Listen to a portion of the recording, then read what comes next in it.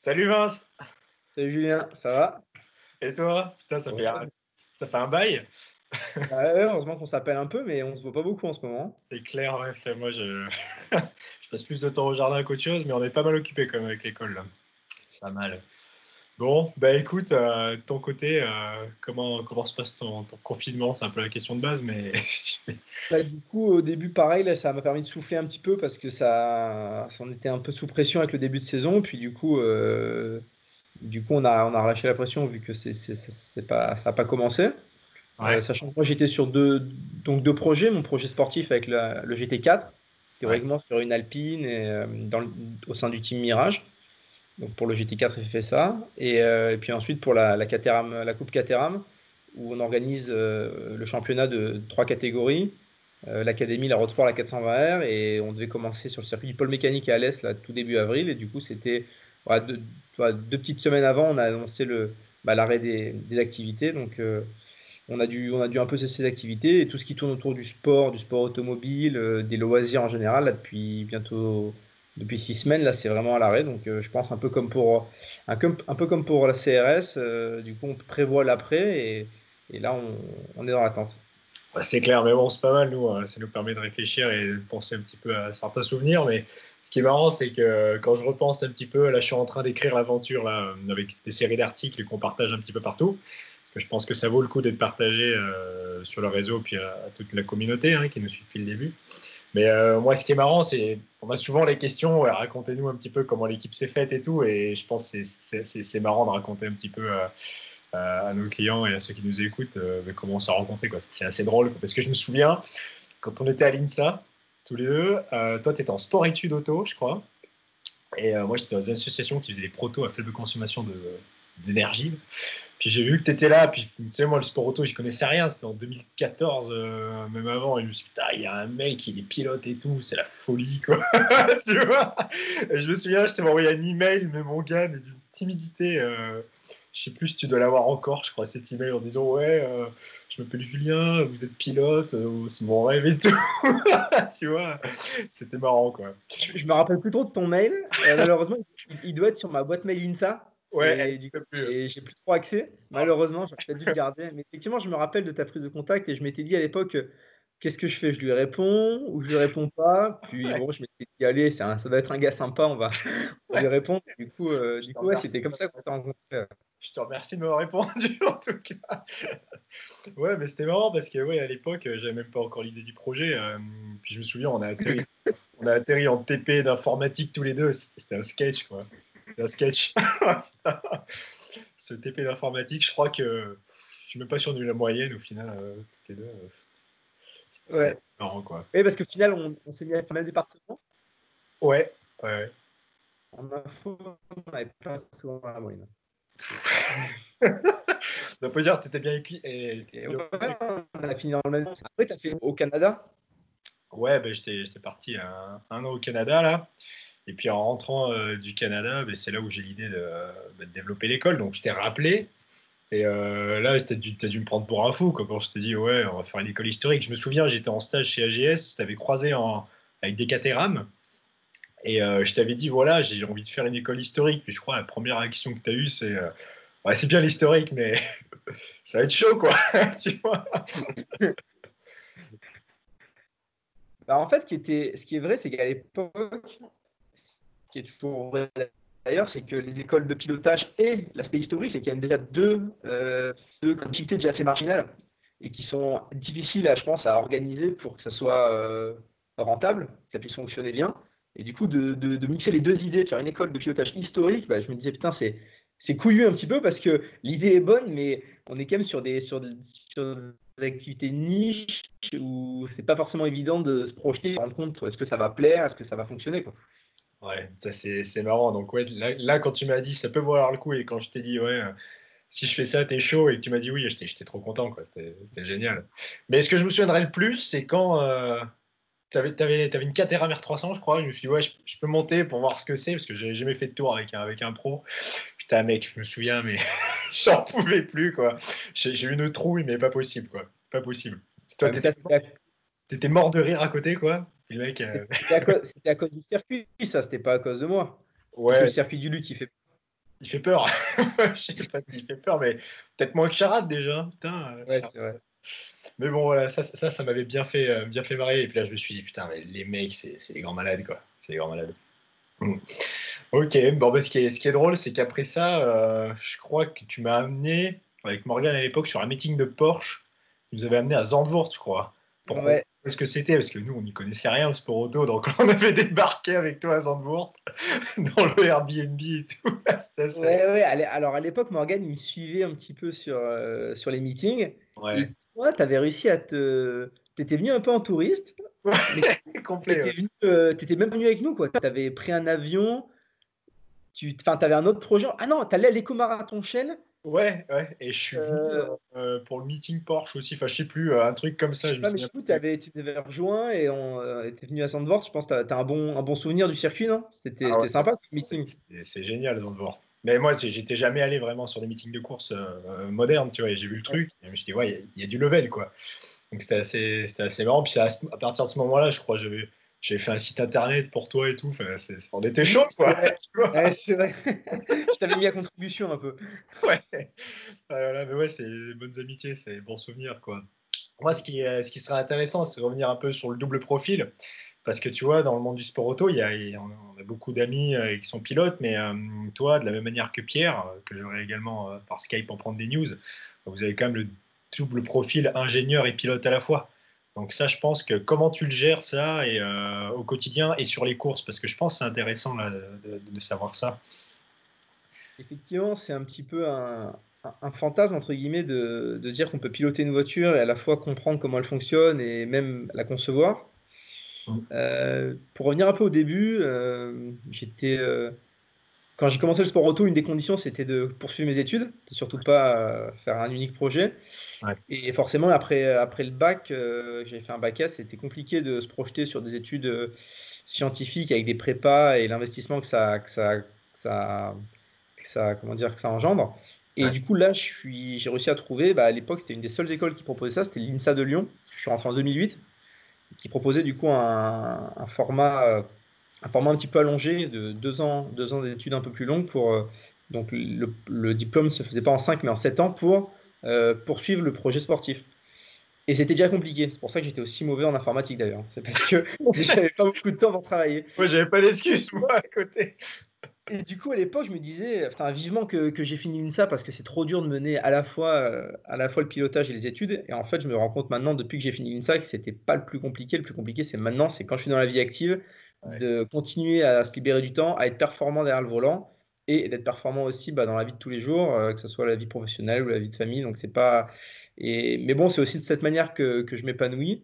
Et puis Pierre, c'est un bon copain aussi parce qu'on a eu un peu du coup le même filière, même profil. On s'est côtoyé en Alpine Elf Europa Cup et c'est rigolo qu'on soit retrouvé dans cette aventure Classic Racing School alors que je sais pas trop comment tu as rencontré Pierre, mais c'est même pas moi qui t'ai présenté, je crois. Donc c'est Non. rigolo qu'à la fin on se retrouve tous dans cette aventure ensemble, quoi. Mais c'est ça qui est vraiment chouette parce que tu vois, nous on est vraiment parti de zéro, on n'y connaissait rien et avec toi, avec Pierre, on est tombé sur des perles quoi, si je peux me permettre, parce que vraiment vous avez été super encourageant au début et je trouve qu'aujourd'hui on a vraiment une équipe de fous quoi. Enfin, moi je suis super fier de l'équipe et je pense que c'est vraiment ce qu'apprécient ceux qui viennent nous voir sur les journées, c'est vraiment l'équipe et la proximité qu'on a avec eux, tout en ayant des gens comme toi et Pierre qui ont beaucoup de volants et un palmarès. Parce que je vois toutes tes coupes derrière, moi j'ai pas la chance d'avoir de coupe parce que j'ai jamais rien gagné, mais tu Je l'ai vois, toutes mises pour la vidéo, hein. Elles sont toutes c'est quoi? derrière. De quoi? T'as tout mis exprès, ouais. Ouais, d'habitude, elles sont dans les cartons, c'est ça au fond. Là. Ouais, Excellent. Non, mais c'est marrant parce que aujourd'hui, avec un peu de recul, tu vois, je pense que les gens se rendent pas forcément compte, quoi, mais tu vois, ton rôle et implication au sein de la CRS, tu vois, on est très liés, mais je pense que tu as une vie hyper occupée à côté. Donc, en fait, on n'est pas tout le temps en train de bosser à fond les ballons ensemble, quoi. On met des choses en place à distance et puis on fait souvent les choses. Alors, au début du projet, on faisait ça vraiment en dernière minute, mais ça se passait quand même super bien. Je sais pas si tu te souviens, mais les soirées à 3 heures du mat, on terminait les briefings, on arrivait, putain, on était crevés, mais ça se passait quand même bien, quoi. Tu vois. non, mais carrément. Mais c'est sûr que, comme tu dis, je suis un peu occupé et sur ce genre de projet, moi, je suis super admiratif. J'aimerais pouvoir y passer plus de temps, mais au Ouais. final, c'est vrai que je suis déjà occupé par mal d'endroits. Mais je pense que de ne pas avoir été trop impliqué, parce que moi, je me fais une certaine idée vu mon expérience, la proximité que j'avais avec Caterham, j'avais une idée assez précise de ce que devait être une école de pilotage. Ouais. Et je pense que toi, tu as apporté un œil neuf, parce que comme tu dis, bah, tu connaissais rien. Du coup, tu étais venu avec ton idée, tu as apporté un nouvel ADN. Et je pense que c'est bien que bah, Pierre et moi, on était capable de te conseiller, mais qu'on t'ait aussi laissé 80% du temps, enfin, du choix libre pour que tu puisses apporter quelque chose de nouveau, quelque chose qui n'existe pas. Et je pense que c'est ce qui fait la CRS, parce que si on était venus tous les deux en disant bah, c'est comme ça que ça doit être, au final, la CRS serait pas devenue ce qu'elle est maintenant, quoi. Et ouais, c'est marrant, hein, mais avec du recul, je me dis, mais putain, si c'était à refaire, je sais même pas si on y arriverait, tellement l'histoire elle est un peu dingue, quoi. C'est clair. Mais ouais, putain, ça, je le raconte, je le raconte dans les articles qu'on publie tous les 10 jours avec des anecdotes écrites, parce que je me suis aperçu que pendant le confinement, j'adorais ça, écrire. Et ouais, c'est super souvenir. Mais en fait, les questions que je me pose, tu vois, parce qu'au final, on n'en parle jamais vraiment ensemble, et ça, c'est l'occasion maintenant. Tu vois, moi, j'ai l'occasion d'évoquer vraiment les meilleurs souvenirs de l'SCRS, mais toi, par exemple, en sport auto, c'est quoi ton meilleur souvenir ever? Moi, je pense que j'ai la réponse, mais je sais pas si je vois la même chose que toi, de ton point de vue personnel. Dans un premier temps, je dirais que c'est toutes les victoires. Je pourrais parler de la première victoire en sport auto en Caterham. C'était en Ouais, 2006, non, 2007 au Castellet. Après les premières victoires en Formule Academy, à Valencia, à Pauville. ouais. Euh, Après, il y a forcément des événements un peu plus particuliers, comme Pikes Peak. Et ouais, t'as pas expliqué, mais ça, Comme, c'était la folie, quoi. C'était le rêve. à Pikes Peak, ouais, après Pikes Peak, en plus d'avoir gagné la catégorie, il y a tout un cadre, tout un mythe autour de la course. Euh, Après, quand tu regardes ce qui reste le plus ancré, c'est pas forcément l'événement en tant que tel, c'est tout ce qu'il y avait autour, les gens avec qui on a partagé. Effectivement, Pikes Peak, c'était avec l'équipe de Romain Dumas. Donc, c'était une banque de copains. Romain, c'est quand même un gars ultra passionné de course, de Porsche. C'est un gars assez incroyable. Ouais, Mais dans conseil toute au cette passage, si catégorie, jamais il nous voit. Mais oui, ouais, salut. Bah, je pense que lui aussi doit être pas mal occupé pendant le confinement. c'est pas faux. Non, après, il y a aussi des très très bons souvenirs qui n'ont pas forcément mené à des victoires. Là, cette année en GT4, on a vécu des trucs assez incroyables.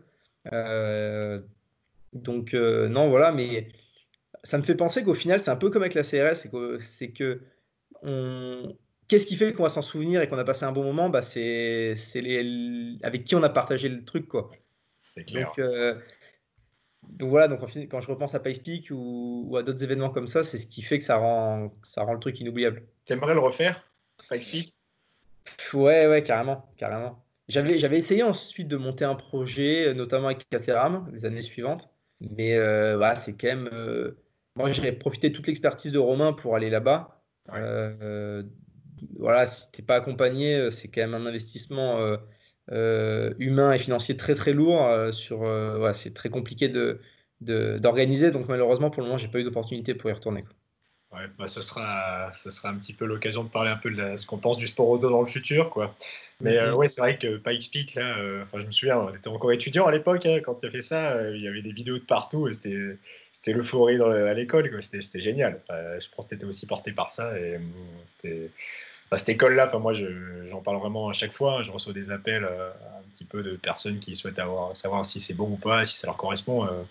Voilà, si on a des étudiants qui suivent la vidéo, franchement, l'INSA Lyon, top. Voilà, spécial dédicace au passage.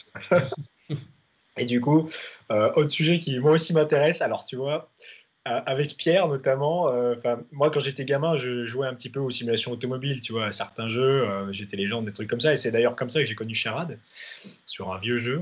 Et là, j'ai ressorti les consoles et tout, et ça fait un bond en avant, les simus automobiles, c'est hallucinant. J'ai joué un peu à Assetto Corsa là, de temps en temps.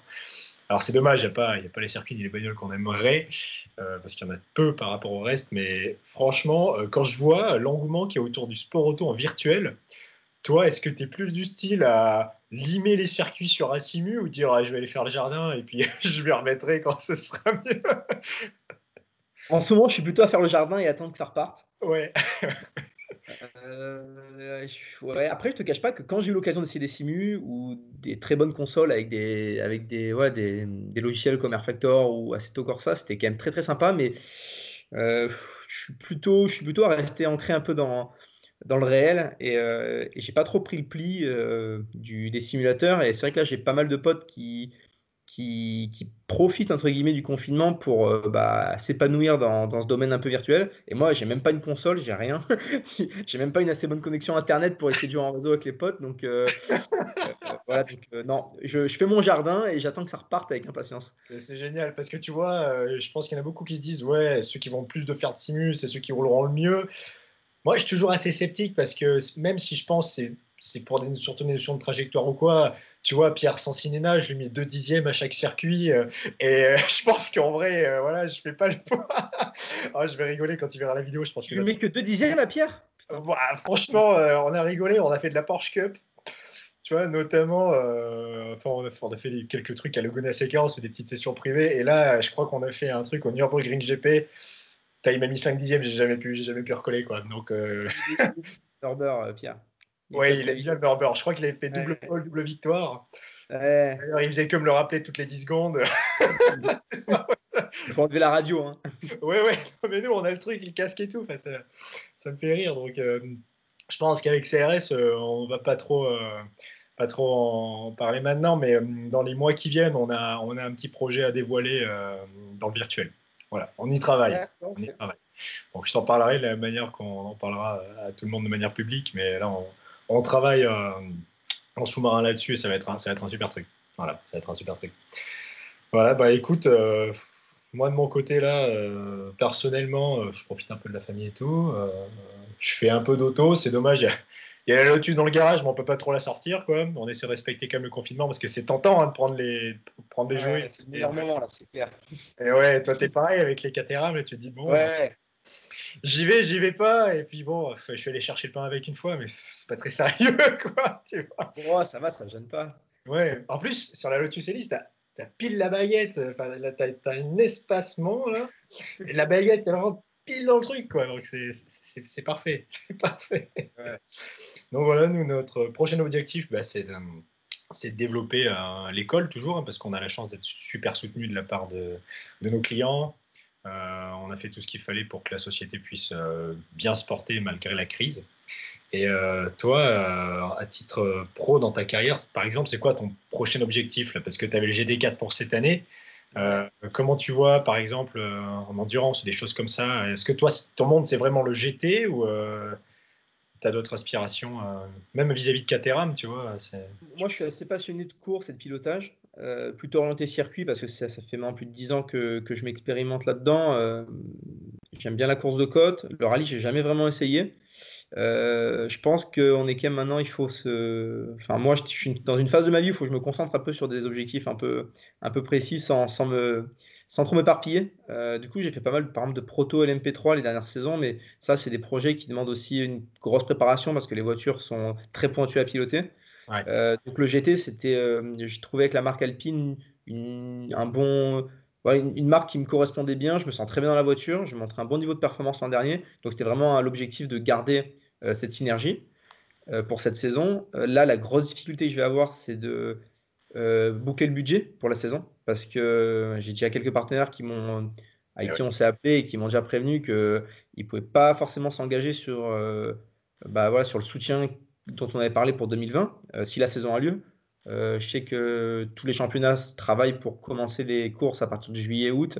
Ouais. Donc, je pense que les courses vont pouvoir avoir lieu. Maintenant, j'ai une petite frayeur sur ma capacité à pouvoir réunir le budget parce que forcément, c'est aussi le boulot du pilote de s'entourer de partenaires pour communiquer et pour pouvoir financer le projet. Et donc là, les objectifs, c'est ça. Et puis pour Caterham, ça va être capable de proposer à nos pilotes un calendrier qui leur aille, qui leur convienne. Et voilà, il ne s'agit pas de faire n'importe quoi. Et puis d'essayer surtout on ne peut pas prévoir l'avenir, mais d'anticiper au maximum pour qu'au moment opportun, on puisse reprofiter des circuits, quoi. Et en profitant, enfin en parlant, excuse-moi, un peu de l'avenir du sport auto, parce que moi je pose pas mal de questions, tu vois, toutes ces catégories, il y a quand même énormément de budget.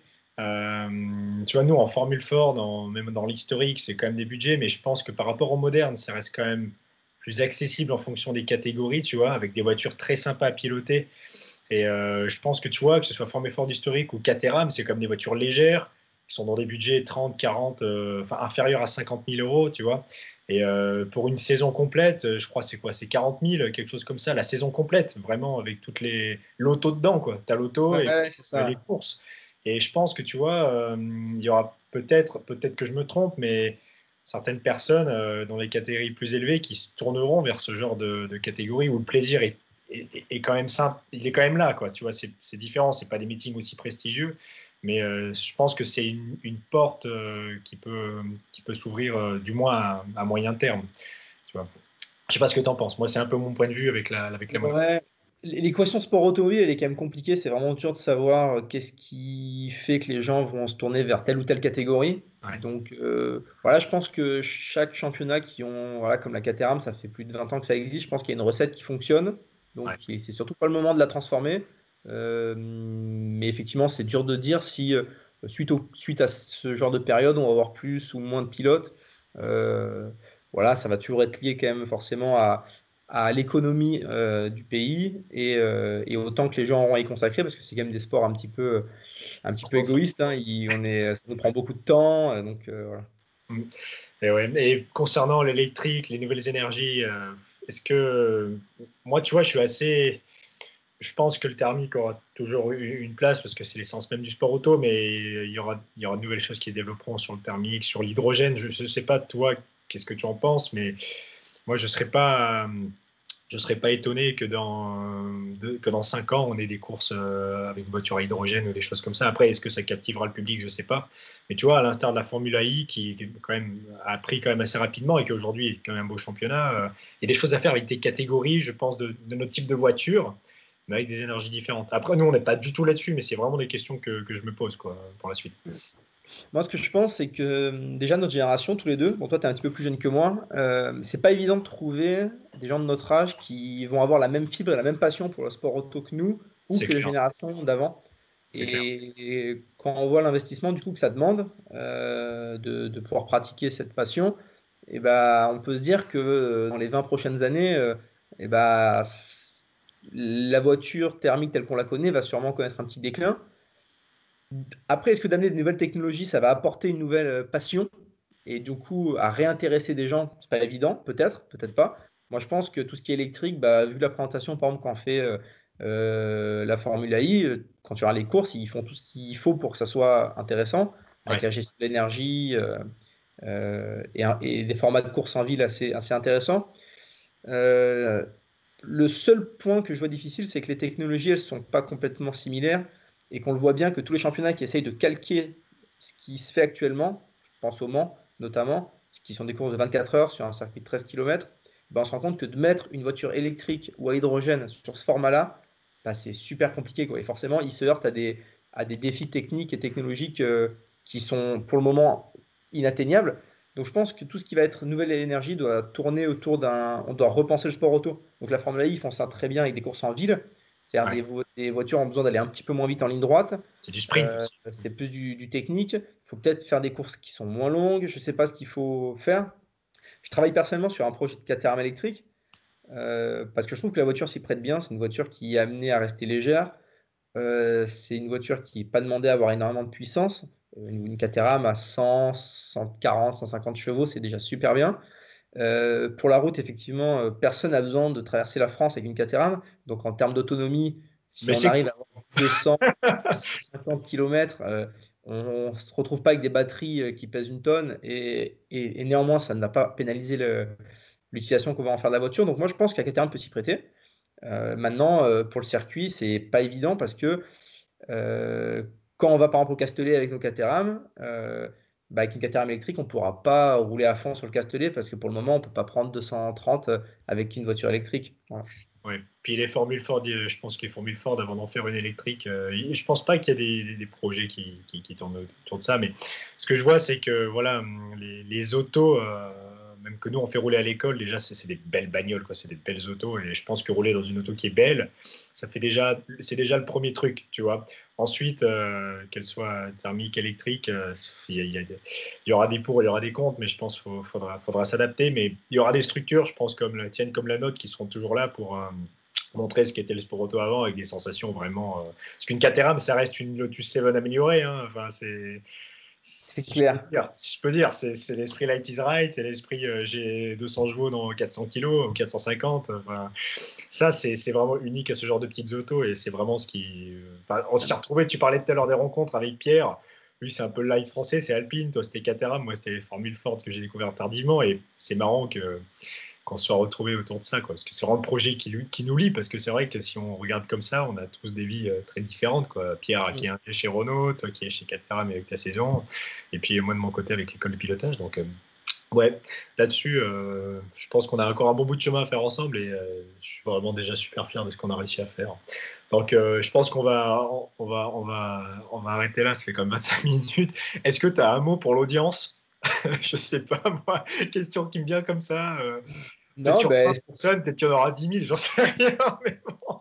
Non, bien le bonjour à tous ceux qui nous ont regardés. J'espère que vous arrivez à occuper votre temps et que vous gardez le moral. J'ai l'impression qu'on touche au but de ce confinement et qu'on va pouvoir reprendre nos activités, notre passion dans pas si longtemps que ça. Donc, voilà, un grand bonjour à tous. Et puis pour ceux qui avaient prévu de le faire avant, mais restez chez vous jusqu'au 11 mai, quoi. C'est important. Ouais. Ça roule. Bon, bah écoute, je vais te laisser retourner passer la tondeuse parce que je crois que tu as un énorme tracteur qui t'attend là. Ouais. Il est en train de chauffer là. Ouais, nickel. Parfait. Bon, Julien, merci beaucoup. Bon courage. Ouais, ça marche. Continue à écrire. On adore lire tout ce que tu nous racontes et en espérant se retrouver vite à Charade dans les formules. Moi aussi. Allez, salut Vince, prends soin de toi, à bientôt. Ciao. Bye.